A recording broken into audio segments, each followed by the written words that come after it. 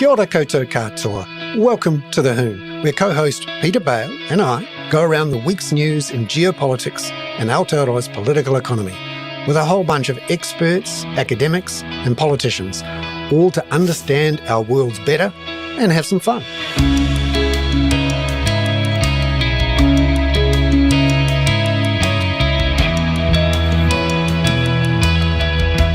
Koutou katoa and welcome into the Hoon. I'm Bernard Hickey, co-host, with fellow co-host Peter Bale. Peter, Bernard, how are you? I'm fantastic. It's 20-something degrees here. It feels like summer's arrived. I've just been for a swim, as Good everyone on can you. tell from the crystalline nature of my out-of-control hair. No, I think it looks really good, actually, Bernard. I mean, people pay a hell of a lot in Herne Bay for a salt spray that allows us to keep our locks adjusted, but yours looks very natural. And you were trying to say you really like my jacket, was that right? Yes, I do, and I if only I had one like that, it would be great. And in fact, it's coming. And what do you mean it's coming? It will. I saw you take it home. Did you leave it on the ferry?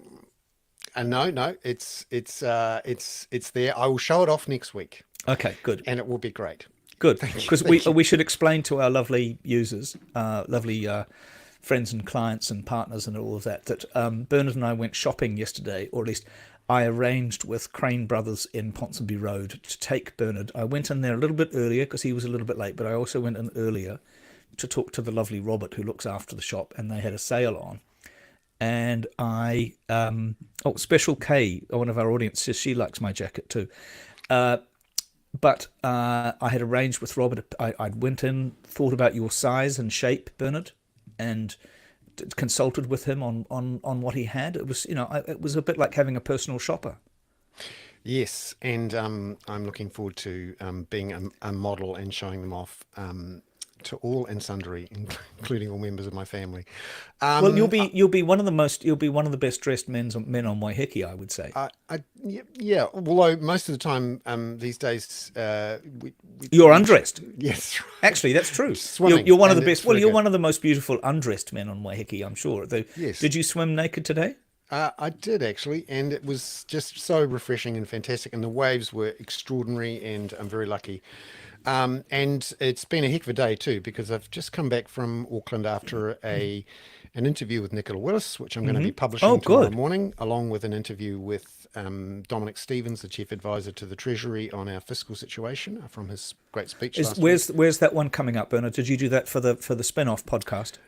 Yep, but I'm going to publish them both tomorrow morning on the Kaka. So any hints? People. Any hints? Nothing that would move the currency, but certainly Nicola Willis is determined to reduce the size of government, and thinks somehow that she can do it and also grow the economy, which I suspect she may have some trouble with. Although she's going to get some help from interest rates next week with the Reserve Bank. Most economists now expect it to cut by 50 basis points next week, with some expecting another 50 in November. So she's putting a lot of weight on the role of interest rates in stimulating the economy. We'll see how that works out. Until then, yeah. Bernard, that's really interesting that you say, because we'll talk. I mean, it's actually not a bad segue. Thinking about what we've got coming up this afternoon in the New Zealand section after international, we have somebody who I admit is an old friend of mine who I've known for about 40 years. Dr. David Galler, who is not only a brilliant medical expert, particularly in intensive care, but he's also a brilliant medical politician. And he's going to come on and talk about privatisation, cuts to medical funding, what the appropriate medical funding should be.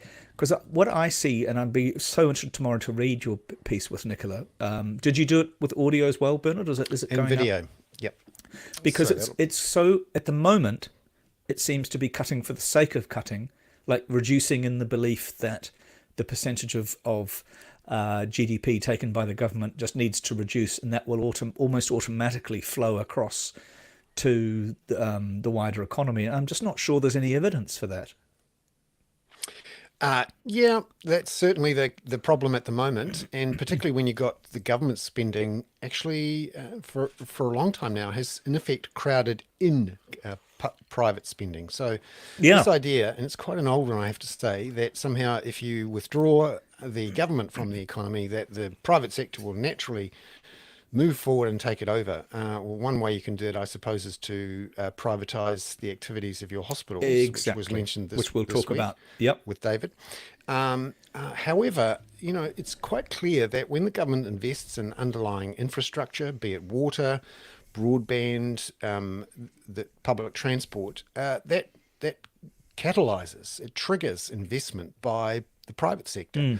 The City Rail link is a great example that was needed for a whole bunch of private investment in, for example, the Commercial Bay Yes. project. And there's a whole bunch of buildings all going up around Auckland simply because they know there's going to be a train station nearby.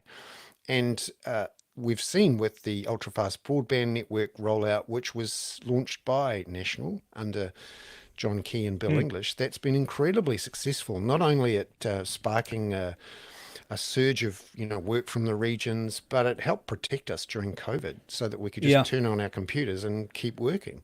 Yeah. And that is, I think, one of the weaknesses of this government strategy, that it doesn't understand the role of government investment in crowding in Hmm. private investment. So And did you think, did she come across for you as having an ideological belief in this rather than a sort of policy certainty or a well researched certainty?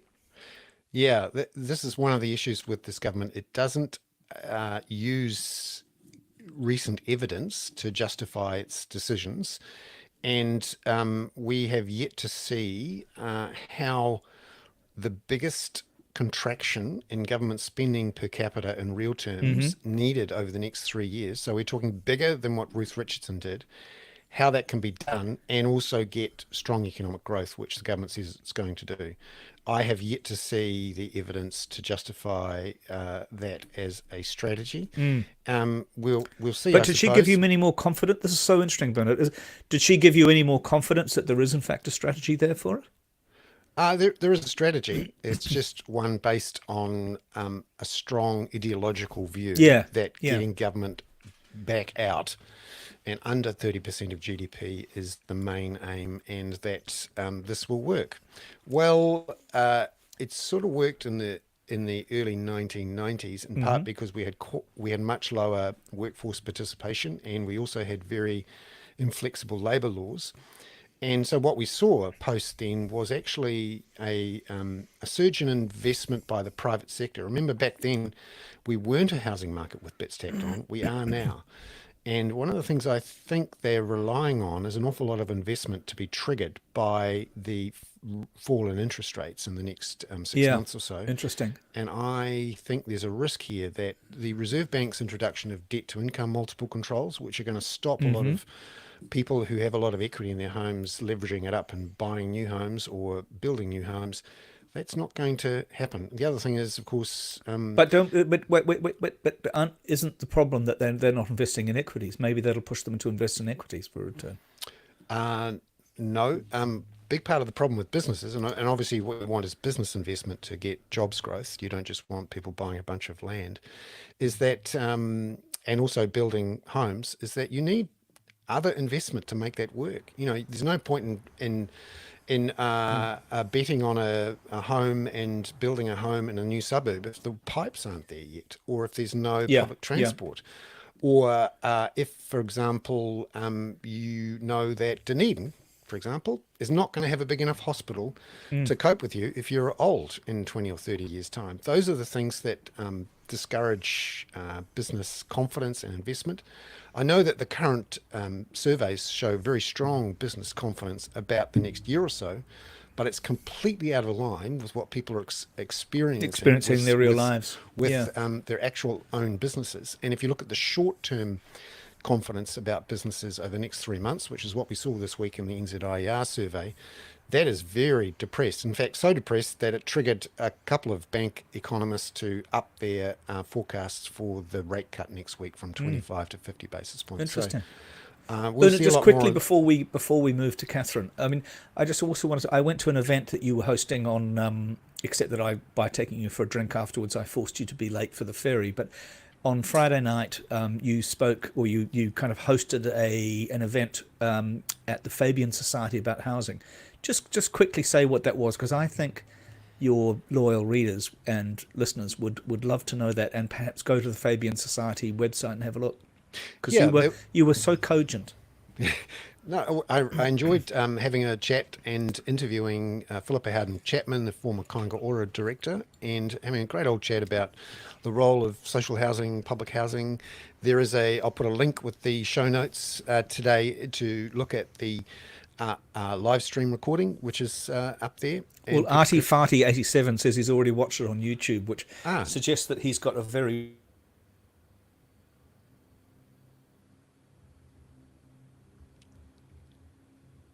thing on YouTube. But great. And anyway, over to Catherine. yes, it's lovely to have Catherine on the Hoon, our climate correspondent, Catherine Dyer. Lovely to see you, but not so lovely on the climate front and some extreme weather events. Tell us about Hurricane Helene and why it was so extreme and has had such an impact in the United States. Yeah, kia ora tātou, everybody. Yeah, well, Helene was huge and very damaging. It was interesting in the sense that we'd just been talking about the amount of flooding going on around the world in Central Europe and in parts of Africa, and it was almost like the American continent didn't want to be left out and decided to come up with their own major disaster that had flooding involved in it. So that's brought all of the American commenters on stream asking why is everywhere flooding right now. Yeah. We've got an article that we've put in the Climate Wrap this week that sort of suggests that around 70% of humanity will be hit by extreme weather events within the next 20 years. So these sort of things are coming your way if you haven't already experienced them.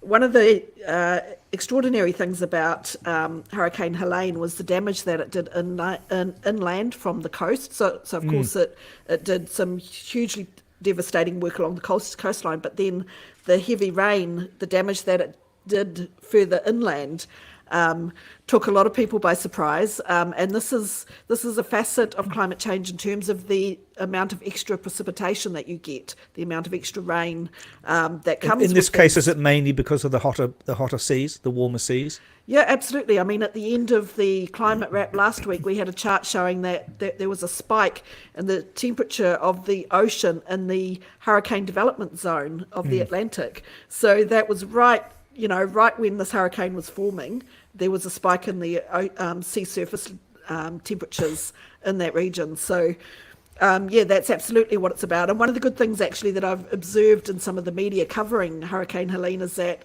a lot of them have been making the connection to climate change and explaining what role climate change has played. May have, yeah. Yeah, so that's been good to see. The other thing that's been really notable about where this damage has been done is that it's gone into areas where people's insurance cover for flood damage is extremely low, like below 5% of those households are insured for flood damage. Because there's no history of flood damage there, yes?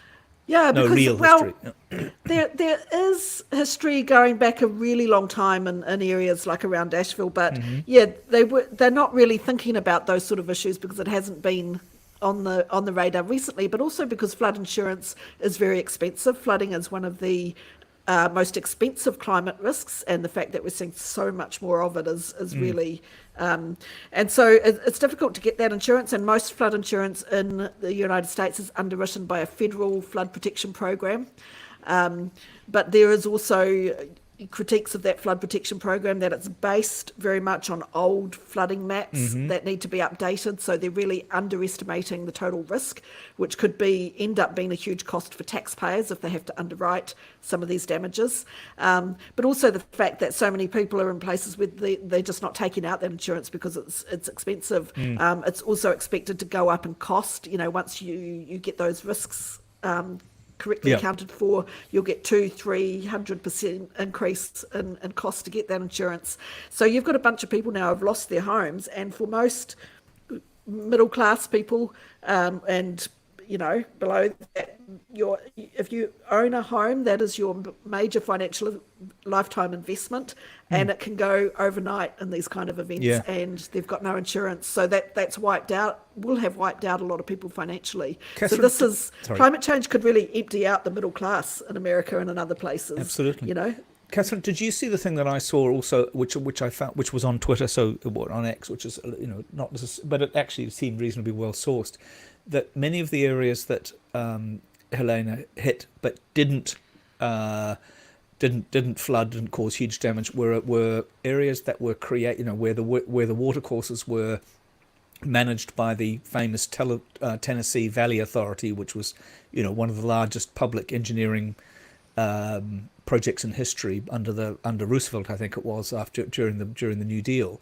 But that some of these areas that have been totally destroyed were outside the old TVA territory, and therefore more vulnerable in a sense. I mean, I wonder whether I guess what I'm getting at in a sense is you've got a 90-year-old amazing engineering project, the Tennessee Valley Authority, which opened up those areas of the Midwest for settlement, or really around the Appalachians.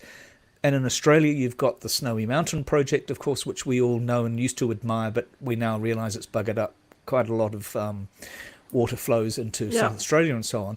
And I wonder, in New Zealand, how prepared are we for the change in water flows, for example, in the Waikato or in the South Island with hydro? Yeah, well, it's fair to say, like the TVA Sorry, were very Brendan, lucky in the sense that there was a big drought right before this happened, and so they had spare capacity for those reservoirs to fill up, and then they've been able to manage those flows. But dams are often seen as a potential point of vulnerability when it comes to climate change, because they've been built for different conditions than what we are. That's what I'm wondering. Yeah, than what we're expecting to see. So they could become things that actually cause much bigger damage and disasters than what they save us from.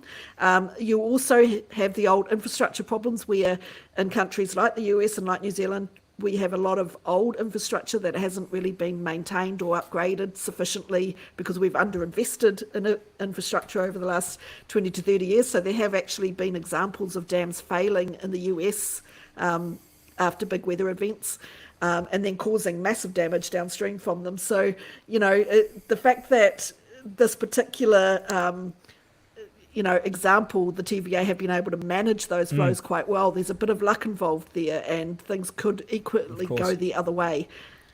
And it's interesting after this. It's interesting after this event. There's been a real effort to quickly assess the role of climate change in the extremity of the event. And for the first time, really, out of the United States, I'm starting to see the coverage of the event itself being connected to climate change in a way that a lot of media have been reluctant to do in the past. Yeah. In part because this very quick analysis was done of the role of climate change in the extremity of the event. Yeah, so there's kind of a new alertness to some of the risk factors involved here. We have been substantially underestimating the risks involved with climate change and the costs of that these events are going to impose. And I think as the financial industry in particular starts to get their minds around that, that could change responses very, very quickly. It could waken people up very, very quickly when some proper analysis gets done on risk. Yeah, and in terms of sort of risk of climate change and how it falls out, one of the fascinating little sidelines here is there's a small community in this area that's been cut off in the Appalachians called Spruce Pine, and it's got the only mine in the world for the most pure silica, and 99% of the world's chips use this particular type of silica. And there is a real concern that, and we still don't know yet because people haven't been able to get through the place yet, how much of a problem it might be. But as we saw through COVID, and as many people fear in the contest between the United States and China, that unless you can produce chips, the global economy grinds to a halt. And the core ingredient of chips is this very, very fine silica that comes out of a place called Spruce Pine, right in the middle of this area.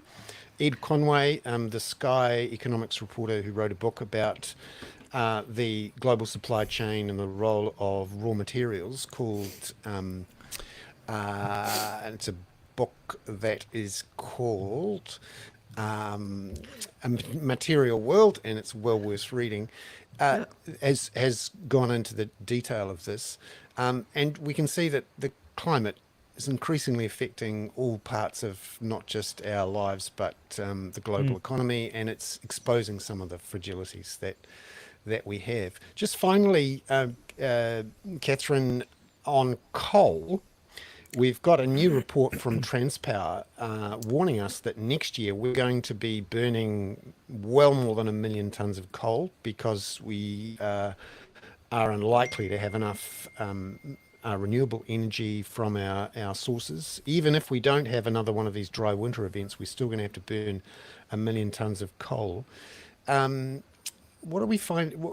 How do we compare with other industrial economies, and one in particular, on this issue of coal? Yeah, well, there's been a lot in the news just recently about the UK has closed down its last coal-fired power plant, although it's fair to say, and hat to Mike Joy for pointing this out to me just in the last few minutes, the UK still has 90% of its energy coming from fossil fuels. So what they have mostly moved to is gas. They also count because we know that's a vital transitional fuel, Catherine. Jesus, haven't you been listening to to Shane? Yeah. You've been listening to too much to these lobbyists, Peter, the ones who are changing the laws to put us in prison for longer if we protest. And the other thing is, right at the moment that happened, the Australian government approved 3 mine expansions in New South Wales, and they will eventually produce something like 1.3 billion tonnes of greenhouse gas, or they'll be you mean the Australian government just approved that? The Labor government? Yes, Bloody hell. The Labor government. Huge amount. The amount of greenhouse gases is about 3 times the annual amount of Australia's entire greenhouse gas emissions that coal will be responsible for. So, the world of coal continues to, even though we've seen some progress in some areas, we're still seeing things like this. More. On the other hand, this does mean that Bernard gets to swim in 2 degrees in Waiheke, and I suspect that Robert Patman swims already with the great whites in Dunedin. Speaking of great whites, there he is. Hi guys. Thank you very much, Catherine. Thank you. And, Is that all right to do that segue, Catherine? Absolutely. Thank you. Very good. And hopefully you don't have to swim in the floodwaters, Robert, because there's about to be some extreme weather events hit around Otago, some of That's which correct, include yes. I think it's going to be raining till about 9 o'clock tomorrow night. It's been raining all day today, in fact, all night. So it's. Do you have to stay in Do you have to stay in your office there? Yeah, I'm in my office here, but I don't have any plans to stay any longer than necessary. Yeah. Now look, we started the show by discussing fashion, Robert, and because I took Bernard shopping yesterday, and he has a new jacket. I had already just bought this jacket from the same place, but I hope you realise that rather than just having suede patches on my elbows like a professor of international affairs, I have the whole thing. Yeah. Oh, you don't even have them yet. Breaking the mold again. Yes. And Peter, speaking of segues, there was one I wanted to use today. Catherine's discussion about that big new coal expansion in Australia. Tuvalu have come out and said that this was immoral and unacceptable. Robert, before we jump into the issues of not just the North Atlantic area and the Middle East, but the Pacific, you do wonder how tolerant the Pacific Islands can be of what Australia and New Zealand are doing when they hear about things like this. Australia approving a massive coal expansion and New Zealand looking to expand oil and gas drilling, which MFAT has advised could cause problems for our trade agreements, let alone our relations with the Pacific. How focused are the Pacific, and how focused is our trade efforts on, trying to convince people that we are serious about the climate. Well, it's a very good issue, and I'm sure Catherine would have much more authoritative to say on that than I have. But from my perspective, there is a tendency, I think, in New Zealand and Australia to emphasise the special relationship with the Pacific Island nations, but they do not realise, they seem to see that as a sort of one-way arrangement. They don't realise that if you have a special relationship, it should be two-way, and that Pacific Island nations should actually have some say. Not necessarily a final say, but certainly a say in some of the decision making that affects both parties. And so, yeah, I mean, the thing that struck me, not just about the environment, but as we've spoken before about AUKUS, there seems to be a high-handed presumption that if Australia and New Zealand make decisions, whether it be in the security or in the environmental sphere, that will all be fine with the Pacific Island nations. And the fact that the leadership of Tuvalu is indicating differently is very interesting. It may be the forerunner of a new trend where they begin to be less diplomatic, because after all, these decisions does place their physical existence in jeopardy. And just imagine how upset we would be if it was the other way round. If New Zealand's physical survival was hanging on a thread, and in some cases given just 20 years, we would be very tetchy if we saw countries taking steps which could accelerate that process of, undermining our viability, our physical viability as a state. Even more than cutting off our sales of lamb and cheese in the 1970s. Robert, let me just insert something into this. I talked to Hala Jabba. I was hoping to have Hala Jabba on today. Several of you, but particularly Artie Farty 87, was asking me about Hala and how she was. She had committed to coming in today. She can't. She is trying to get she's not very well, but also she is in the middle of Beirut. I don't know actually which suburb her mother is in, but she's trying to get her mother out of Beirut back to England, which is where Hala normally lives. And she apologises for not being here today, which of course I said to her was ridiculous and she didn't need to. And of course, as we look at this, Reuters is just reporting from Beirut that Israel is actually bombing the centre of Beirut, not just the southern suburbs, which is Daria, which is where Hezbollah is based. So there's some very serious excrement being rained down there. Robert, what's your take on this at the moment? I mean, I feel as though we need to address the extraordinary patience so far shown by Iran, in a sense, despite the 180 missiles coming over, the tactics that Netanyahu is applying, and the perhaps humiliation of Biden. Go ahead. One way to begin to discuss that is to consider the American response to the Iranian missile attack. I watched I'm sure some of our viewers did, and listeners, the live press conference on Al Jazeera, which has been covered by Al Jazeera in the State Department and then the Pentagon. And it was truly astonishing that and I assume it was an international media present, were asking questions like to Matthew Miller, how many missiles were sent? And he was able to make the statement that along the lines, these are not the Price-Worth words, but that it was, unprecedented escalation. That was Matthew Miller's. As if this attack from Iran had just come out of a clear blue sky. And coming back to your point about restraint, the reason that the Iranians acted, and I have absolutely no brief for the clerical dictatorship that runs that country, which treats its people in a horrible way, and it is also quite brutal. So let's be quite clear about that. But they have been subject, this brutal regime have been subject to, what shall we say, some legal irregularities. First of all, the chief peace negotiator for Hamas, this was a key participant in the negotiations in which the Americans were involved with their counterparts from Qatar, and Qatar pointed this out quite forcefully, was assassinated by Israel in Tehran. In Tehran, yeah. Yeah.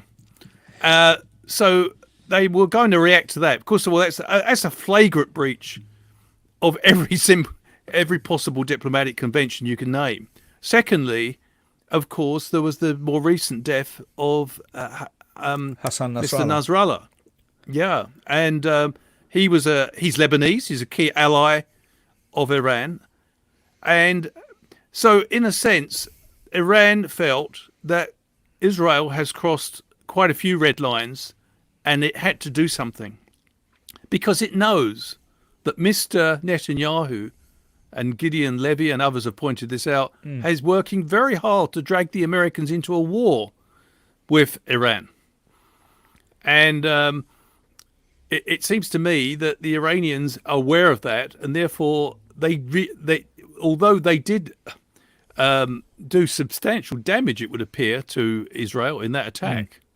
I understand they knocked off about 20 F-35 airplanes in the military base. Because they say of course, they say they focused on the military bases around Tel Aviv. Yeah. But, I mean, I think your assessment about showing restraint is I think that's on the mark. I think that's accurate.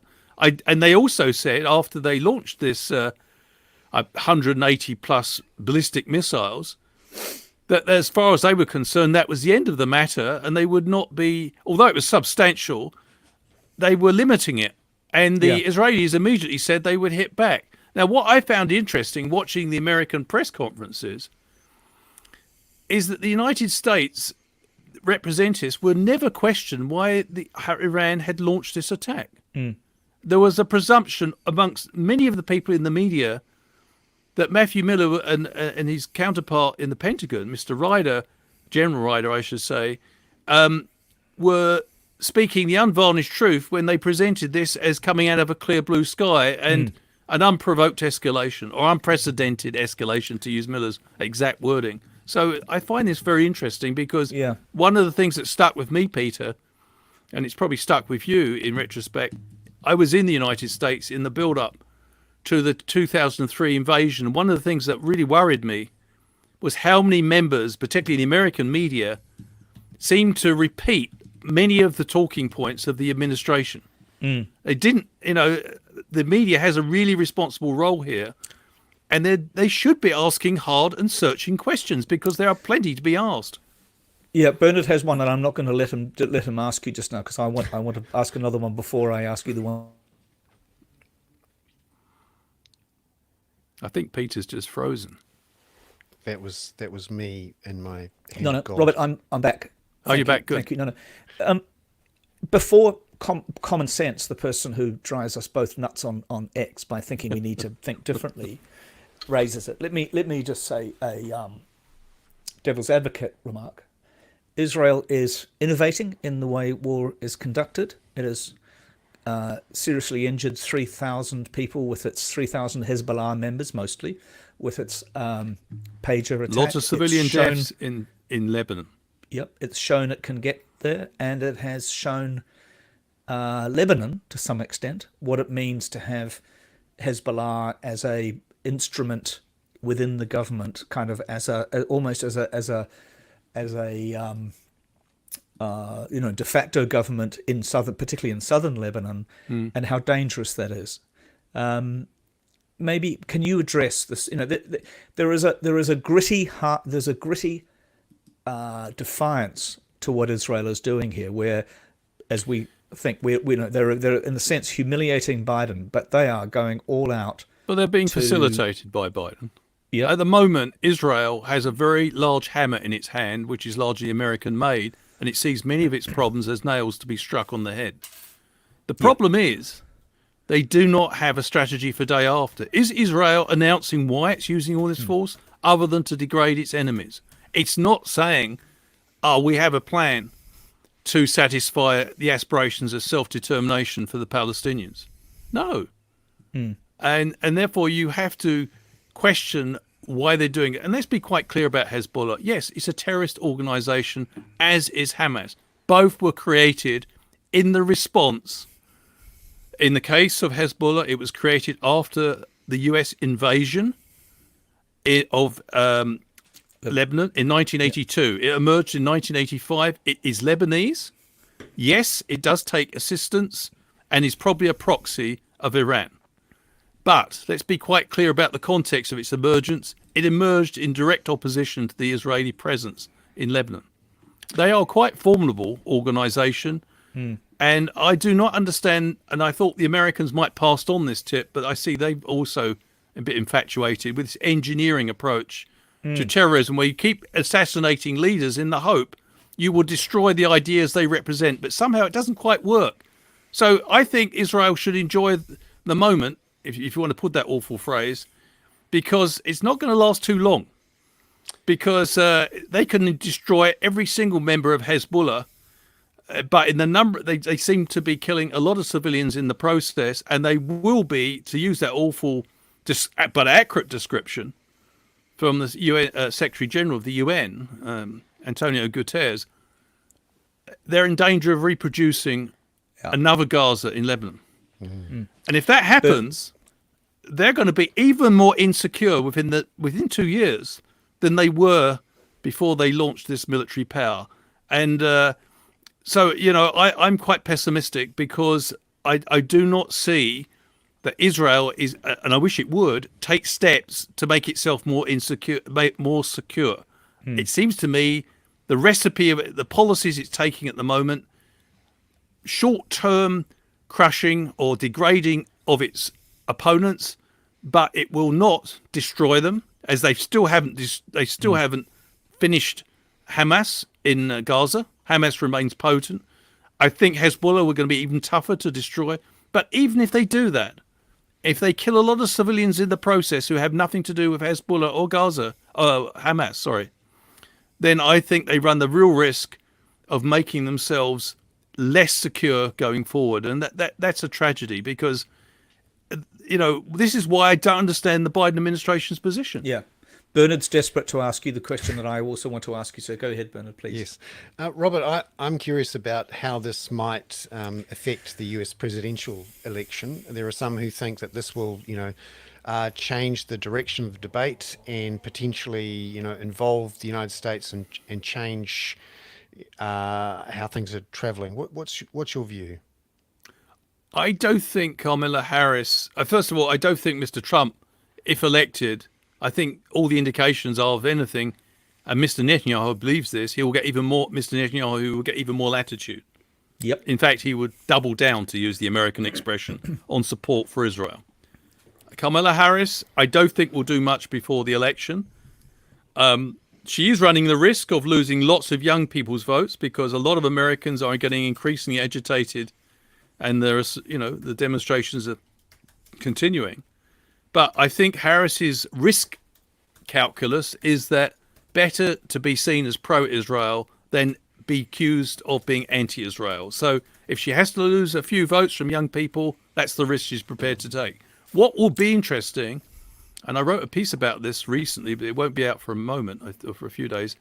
I think there may be a change of direction. One, if Kamala Harris wins the election and is safely in the White House, I think there may be a couple of reasons why she may change direction.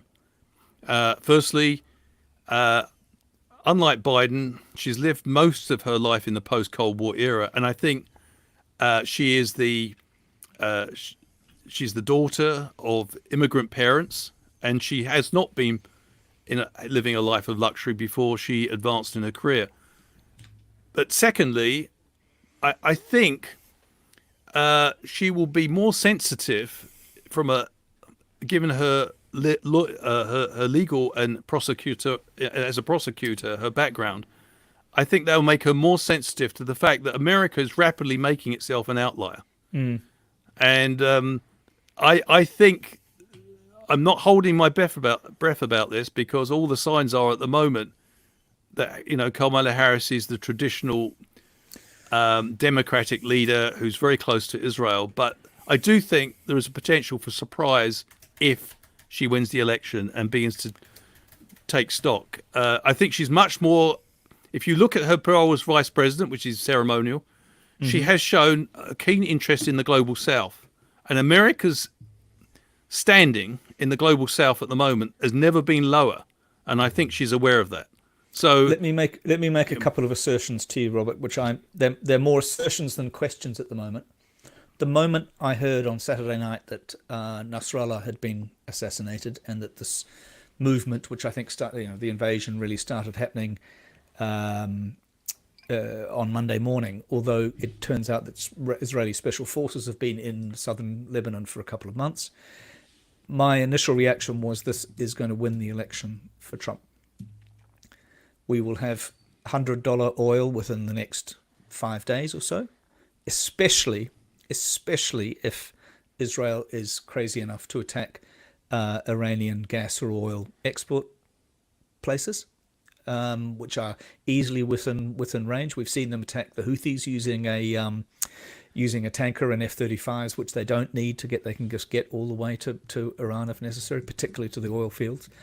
And my initial reaction, not being a professor of international affairs, but a reasonably experienced talker of bollocks, that this is actually Netanyahu. Netanyahu is doing what Nixon did with the Vietnamese, and to an extent what happened with the Iranians and this is deeply cynical, and it could hand it to Trump, in my opinion.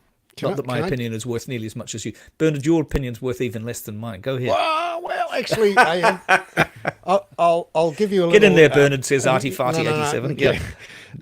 I do actually have spent a good chunk of the week interviewing experts on the oil economy, and for another gig that I have, the 5 and 5 podcast, and which shows that actually the Saudis are on the verge of dumping millions of barrels of oil into the market to win market share of the shale the shale producers in the United States. And there actually are those who are out there predicting oil prices at $20 to $30 a barrel if the Saudis do it. And they have been talking recently about it, in part because they haven't managed to get the oil price up to $100 a barrel. Demand is falling, and the Americans just keep producing more and more and more oil, in fact, to the point where they're exporting it. So, yeah, I'd push back on the idea that that the oil price might rise. It hasn't actually risen much at all in the last couple of days, despite the extremity of the events. That's my 10 cents worth of bollocks.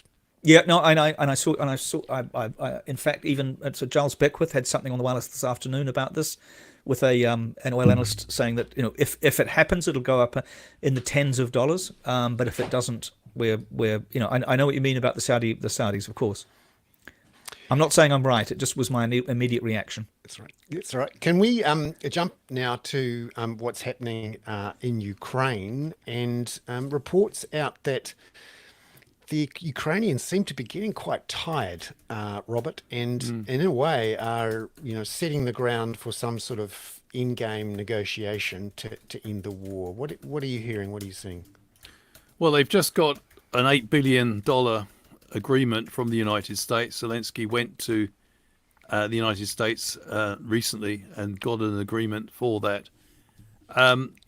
It's a mixed picture. The Russians have captured a town on the Eastern Front, but they're not making any headway in repulsing the incursion in Kursk. And the other thing is, there are serious worries on the Russian side about the economic toll of this war. And so it is a mixed picture at the moment. I'm sure the Ukrainians are tired, but they're not so tired that they're going to want to hand 20% of their country to Mr. Putin. So I think, coming back to Peter's point about the election dimension of these international affairs situations, I think it's going to be crucial, the choice between Kamala Harris and Trump. If Mr. Trump gets it, I think we will see a lot of pressure on Ukraine to stop. He clearly wants Mr. Putin to have the land gains that he's made. And I think, unfortunately at the moment, and I don't say this with any great satisfaction, I think we have at the moment some of the most uninspired, mediocre leaders in the Western world we've seen for a long, long time.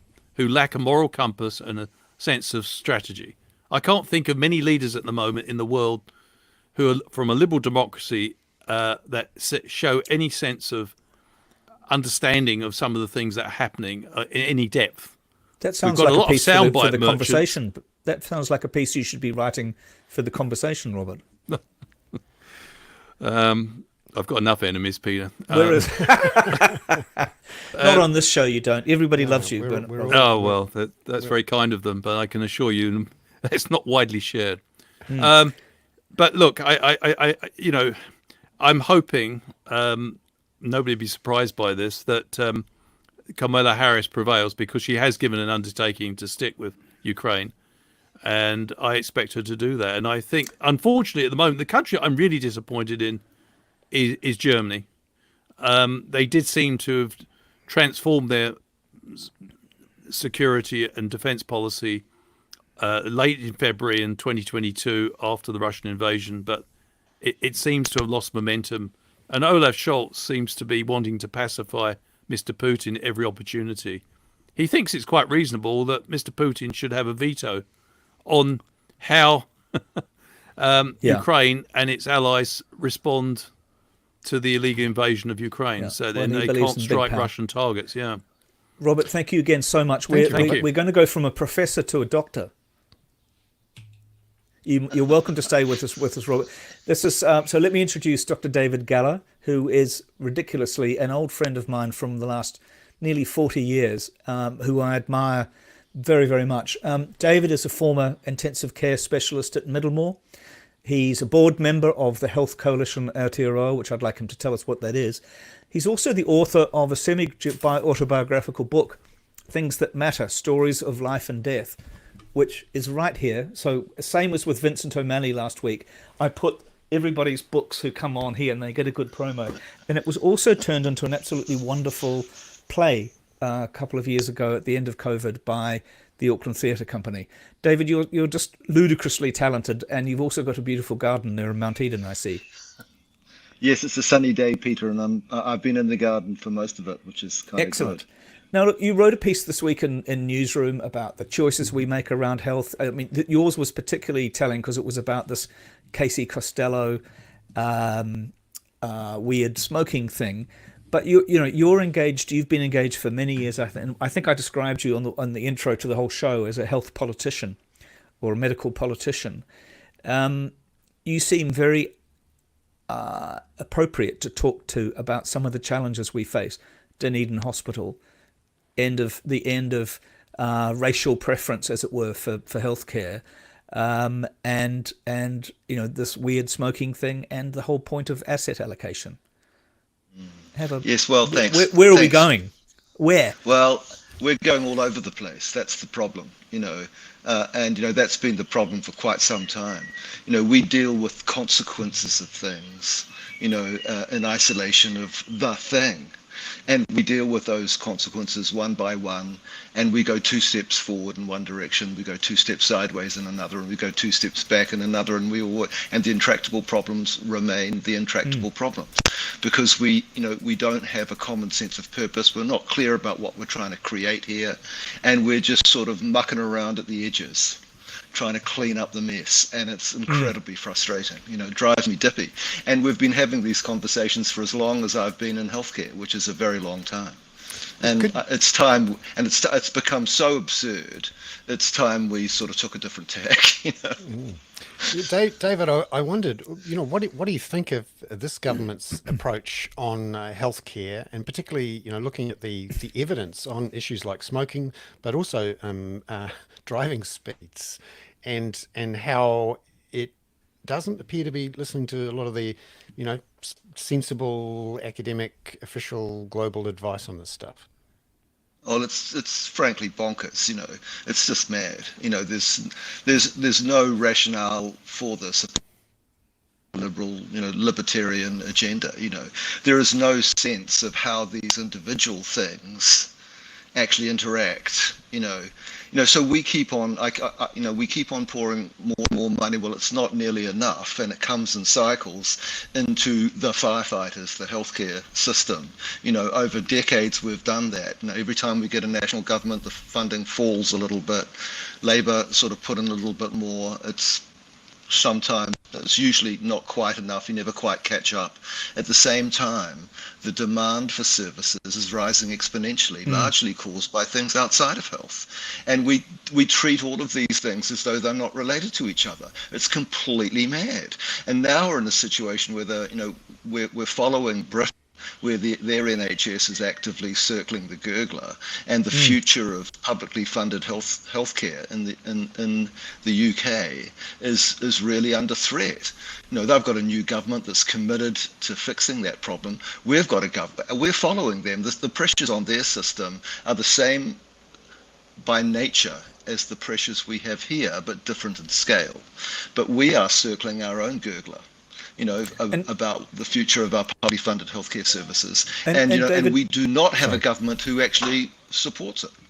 Yeah, David, do you think there's a plan here? I was really struck by a piece in the New Zealand Herald this week, which didn't actually, unfortunately, make this point, that there's been a boom in claims to Southern Cross and membership of Southern Cross medical care, for private medical care, which I've seen in the UK, the same sort of phenomenon happen. The more you sense that there is a crisis, the more middle class and people who can afford depart from the National Health Service, and then that leaves it as a rump. Yeah. Yeah, it's kind of interesting, that private-public provision thing. It's a really interesting story. In New Zealand, when I was, I remember his uncle in the hospital. He was a cancer. David, is that you breaking up? Oh, is it? Is it David Bernard doing that? No, unfortunately, it is David. I'm wondering, David, if there's any chance you could log off and then come back on without your Bluetooth as your main listening and microphone, because I think the Bluetooth might be an issue. And if you've got a laptop, please forgive us. It's all right. If you've got a laptop, just rely on the natural speakers and the natural mic. That would be fantastic. All right. Okay. Probably I'm my sorry fault. about that. No, not at all. We We just want people to hear what you have to say. And Robert, please forgive me. Thank you for telling me. You don't have to stay on, but he is a very interesting show. I can't decide whether he's. I'll come back. No, it's very interesting because, as you know, we're having issues with the Dunedin Hospital. Yeah. Oh, I can't decide whether he's Dr. McDreamy or George Clooney. It's fascinating to listen to David with his experience in that sector, but also putting together the things that aren't connected actually in our debates, which are, if you've got a problem with A&E capacity and demand, it's probably because there's a lot of people who don't have access to a doctor, who are feeling sicker, who have more mental health issues, who are living in unaffordable and unhealthy housing.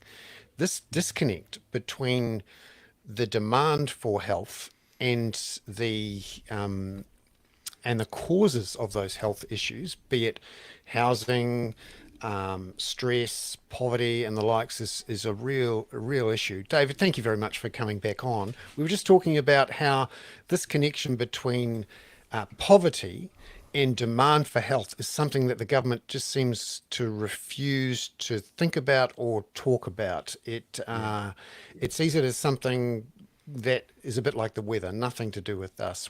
Why do you think there is this reluctance to talk about poverty as a cause and a direct connection, and also the huge inequities that we have between Māori and Pākehā in our health system? There'll be all sorts of reasons, I expect, Bernard, for that, specifically with respect to poverty. My sense is much of that will be ideological. That actually this is a personal responsibility, and the usual argument they trot out. That I think Luxon once said at Ratana, when he was in opposition, that he didn't believe in equity of outcomes. He believed in equity of equality of opportunity. Yeah, I think he said. Which I think in a funny sort of way shows just how little he knows about the realities of what's going on in New Zealand and how they impact on people's ability to reach their potential. And that's the thing that we're talking about here, this opportunity cost too. There's a human cost, obviously, to that individual, to their whānau, to their community, but there's such a huge opportunity cost for the nation when those people are not, putting their shoulder to the wheel of the economy, and in fact, we're paying a whole lot for the consequences of not actually dealing with the issues that we should be dealing with. So David, when we talked, you and I talked a couple of years ago when you helped me with the story I was doing on Maggie Apa from the Health Authority, and also about the Maori Health Authority, which of course no longer exists.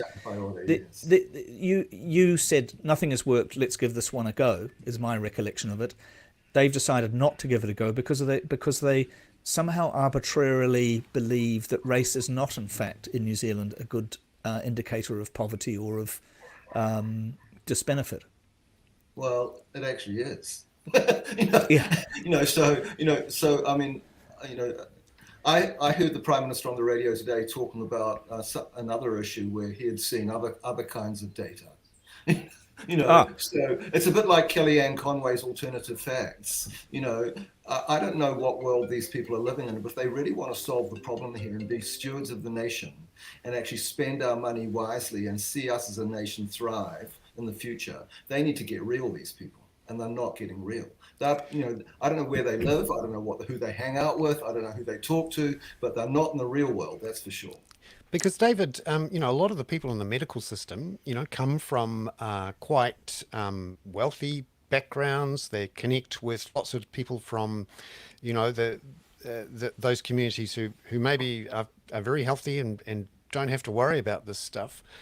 How do the doctors and the health academics who and I read the excellent New Zealand Medical Journal editorial last week, which made very clear the scientific background for these issues of choosing to allocate resources to those people who are missing out. And how do those people in the health system learn all of this so that they can pass on the actual science and the social science to these politicians?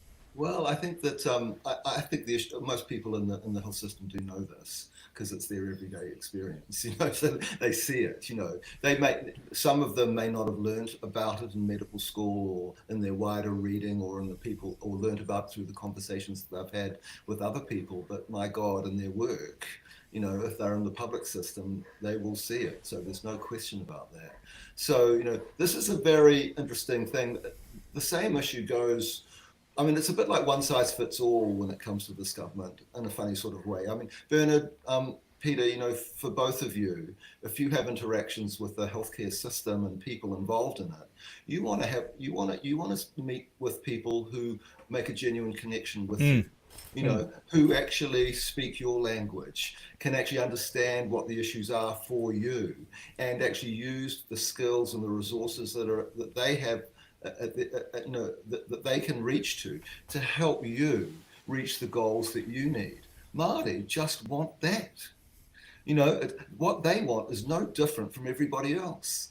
I just want to talk to a nice GP who went to King's and probably has a boat and understands what I get up to in Hoon Bay. Well, there'll be some like that, but and actually a lot of people who go to medical schools now come from all sorts of different backgrounds too, Bernard. So I think it's pretty widely known that this is the real deal. But what strikes me is the disconnect between the people who actually know and the people who are holding the purse strings. Yes, and why there isn't, to be frank, a revolt amongst amongst all of the surgeons and the people who do connect with these people. They are moving in the same social circles, and they are. My God, you are right about that. And I've often wondered the same. And it's a strange thing, isn't it? That when I used to work for the ministers, I used to advise a few ministers of health and director generals of health in my younger days. The view of bureaucrats was that a lot of doctors, in particular, were kind of a bit self-interested. And so you sort of see, that, and self-interest can manifest in lots of different ways. Some people would say it was about money, and they always wanted to have more money and get better, conditions through their, employment contracts and the rest of it. The people who specialize in certain areas wanted to see their specialty rewarded, with more funding to do more things that they think needs to happen. And they sort of pit themselves against other specialties who are all competing for the same small pie. And so there are all sorts of different issues that people get caught up in. But you're right, you don't see vast numbers of doctors and healthcare workers on the streets for solving the big issues that actually impact on the population health status, and 80% of that comes from things outside of health: climate change, poverty, housing, all those things. One thing, and I'm keen to finish off this session. We're just about at the end of our time. I really appreciate, David, you coming on to the show. It's a real eye opener. And can I also say, Bernard, David was at your Fabian piece the other day. Oh, great! Sorry. Because he's a cyclist as well as a socialist. Oh, no, it's lovely to see you, David. I just wanted to, because we're talking about what is the point where the people who, frankly, run the show revolt. And we had a moment on Saturday last weekend in Dunedin when 35,000, which is why Robert's still there. Yep. And Robert, thank you very much for staying on, Robert. No worries. What's the feeling like in Dunedin after that protest, which was across the political spectrum, across the social spectrum, like an uprising of a city? What's the vibe in Dunedin at the moment on this? Well, I think it's as you've described it, and I think what the thing that's really impressive about the pushback over the government's failure to honour a promise is that it cuts right across different social divisions. For example, the business community are as angry about it as the rest of the community. And the reaction was, first of all, it was a huge turnout, 35,000. But it will probably be much larger when there's another protest, and that will happen shortly. Is anybody coming back? I think the other thing that's encouraged many people in Dunedin is that a lot of people in Christchurch, including at the local government level, have expressed strong solidarity with Dunedin because they see this as a bit of a South Island thing. And I think it's going to intensify. I think if the government thinks that people are just going to roll over and accept this, it's also an opportunity for the major opposition parties. I say parties, but probably the party is probably more appropriate. But there's an opportunity to honour something, a commitment that was made to build a new hospital, which the current government seems to be rowing back on. David, let me just, we have lots of questions coming in, and we do have to finish certainly so that people can go off and watch the TVNZ news. But we're getting great feedback that you two are wonderful experts, and we don't want you taking over the entire bloody show. David, is the direction of travel privatisation or a combination of private and public? I mean, in the UK, that's the way the NHS seems to be going, even under Labour. Is that the agenda, and is that necessarily a bad thing? Well, I think that probably is the direction. We've always had a private general practice, since when was it, 16th of September 1938, when the BMA intervened here in New Zealand to ensure that general practice was a small business and they can control their fees. So we've always had an element of that. It's become, there are big private elements in radiology and various things, but people used to go private in New Zealand for choice of facility, choice of person, choice of time, anonymity, and privacy. Now, of course, as demand became unchecked and outstripped demand, people went private to beat the queue. Now, what's happened, of course, is that the constraint between the public and private is the workforce. So what we're seeing is as more people move into the private sector, they leach people.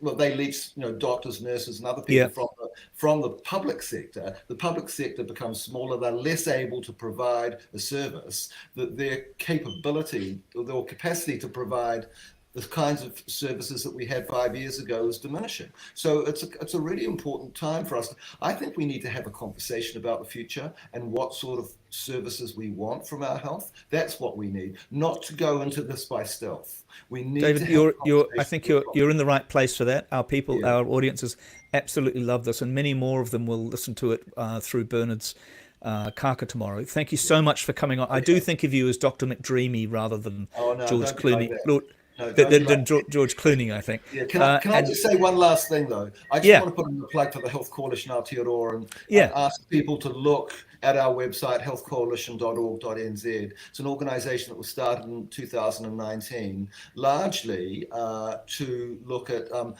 evidence-based policy to prevent harm from the commercial sort of Yep. determinants of health: alcohol, tobacco, unhealthy food. And we have expert committees in those three areas, plus a fourth expert committee, which I co-chair with Grant Bergen from Northland, around the public health infrastructure. What does the public health infrastructure look like? The public health infrastructure, I mean, is what's the form and function, and how do we control those commercial determinants and social determinants that are so important to a population's health status? It's not the provision of healthcare. The provision of healthcare and its budgeting needs to be seen in the broader context of a policy, a comprehensive approach to keep people well. You know, you can't keep pouring money into firefighters whilst you enable arsonists. It's a complete madness, and that's what we're doing. Thank you, David. That's absolutely brilliant. We normally finish with a skateboarding dog, but I'm not going to finish with a skateboarding dog today. Thank you so much for that, and I appreciate you coming in.